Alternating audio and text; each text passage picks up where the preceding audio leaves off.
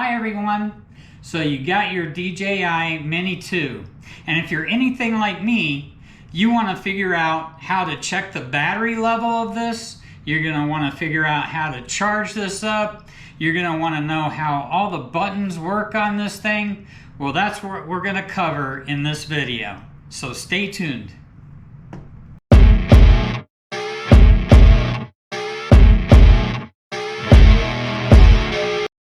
The instructions that come with the DJI Mini 2 are, shall we say, lacking. Fortunately, everything you need to know about the DJI Mini 2, including the controller, can be downloaded at the DJI website. I've included the link below. The first thing you want to do is check the battery level. So you click the power button right there, and you see that the lights light up. It has 3 lights there, indicating that it's about 75% full. So if it's just one light, it's around 25% full, give or take 10%. 2 lights is 50%, 3 lights 75%, and 4 lights is 100% charged. Okay, and how are we going to charge this thing? Well, in order to charge this, you take the power cord, C-type, and you plug it in to the bottom of the controller here. Now we're gonna let this charge up. It can take up to 4 hours if it's completely depleted. It shouldn't take too long on this one though, because it is about 75% full. But it's going to take a little while for me, but for you, through the magic of movie making, it will be pretty much instantaneous. So I'll see you soon. A few hours later.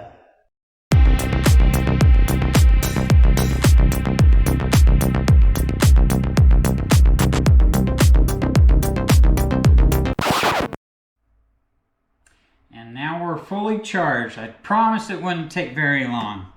So there you go. We've got the 4 lights. So we are all set. And we're going to go over the other features right now.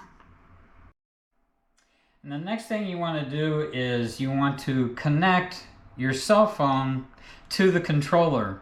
But first you want to download the software, the DJI Fly app, onto your cell phone. I have the Motorola One 5G UW phone, and I can verify that it does work with this phone. You'll want to check to make sure that your phone is compatible. Now there are 2 ways to mount your phone into the controller: the right way and the wrong way.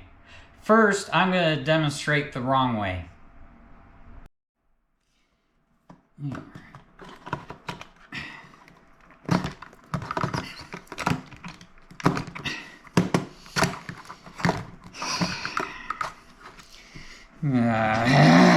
You son of a... And now I'm going to demonstrate the proper way to mount your cell phone into the controller. Okay, so you take your cell phone out of the case first. The case is the problem. I learned that the hard way. Once it's out of the case, it's going to slide in nice and easy, and it's going to be mounted the way it should be, right there. So it's nice and firm in there. And then you plug this cord into your cell phone. Now, if you have an Apple product and you have the Apple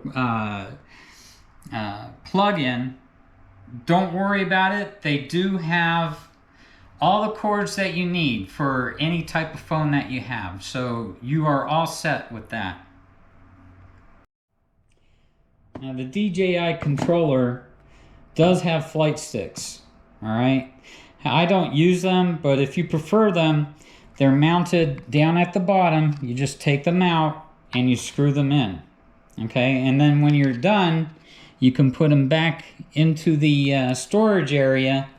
That way, when you're putting the controller into the case, you don't have to worry about the flight sticks breaking off.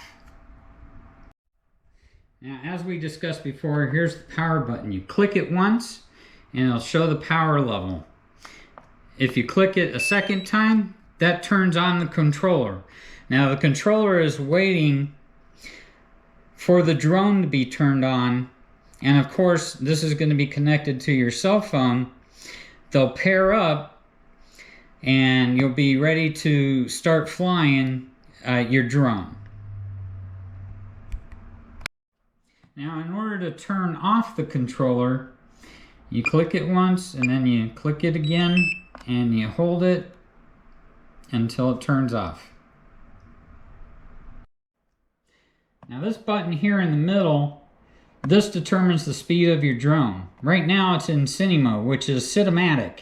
Okay, so it goes slow so that when you're filming you get more of a cinematic footage from your drone.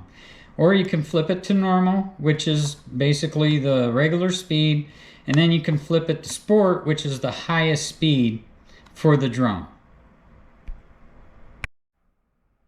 Now the next button is the pause button. So if you're in return to home, or if you're doing the quick shots, in order to pause the action of the drone, you just hit that once. All right, and when you're ready to return to home, if you press and hold, that will prompt the drone to return to home. Next up are the flight sticks, the flight controllers. So they have 3 different settings for your flight controllers in the app. So you can change how you want to use the controllers. I have it set up so that this one here, the one on the left, if I hit that, that will cause the drone to go forward.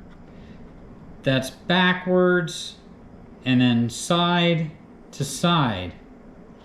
On the right, this controls my elevation, and this will cause the drone to descend, and then the drone will turn left or right. Now it can get kind of confusing because the drone is turning in relation to the controller. So if the drone is looking at you and if you're trying to turn left, your drone's actually going to turn right. Okay, now here we have the gimbal control. This is going to either raise or lower your gimbal, depending on which direction you turn the wheel. Now, of course, the slower you turn the wheel, the slower the gimbal will lower or raise. So, a very light touch for those cinematic shots. On this side here is the control for turning on and off the video recorder, or to take a photo if you have it set up to take photos. And an easy way to switch between photo and video is to hit this button right here. That'll automatically switch you from video to photo. And then you just hit that button and you can take a photo, switch it back to video, hit the button again, and it'll start the video again. Now, this button here is the function button, and it depends on how it's set up in the DJI Fly app. All right, one of the ways that you can use this function button is to zoom in and zoom out. So what you do is you press the function button and you turn the gimbal wheel and it will zoom in or it would zoom out. And there's other functions that you can set it up with through the DJI Fly app. And here's my last thoughts on the controller. This controller is very well built, in my opinion. It's extremely comfortable. It feels really good in your hands. The controls are spaced perfectly and all the buttons are reachable. I absolutely love this controller. I love flying my DJI Mini 2 with this controller. And if you have any questions, you can reach out to me. I'll do my best to answer whatever questions you have. One last thing, we have a couple of friends that have their own YouTube channel. It's called Phils to Phoenix, and that's PHILS and then a space TO space PHOENIX. I'm going to include a link to their YouTube channel, so I invite you to go to their channel and subscribe. Show them some love. Come on, it's not hard. What's your problem? Do it. Do it. Do it now. Do it. And then, of course, you have to set up the software and everything. We're not going to do that right now. We're not going to do that. Okay. Now, this controller has flight sticks that are not installed right now. They're out of the balls because...